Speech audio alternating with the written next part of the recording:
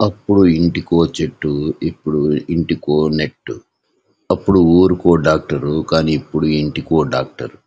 అప్పుడు చేతి నిండా డబ్బులు, ఇప్పుడు జ జేబు నిండా జబ్బులు. అప్పుడు సాయంత్రం అయితే పెట్టేవారు దీపం.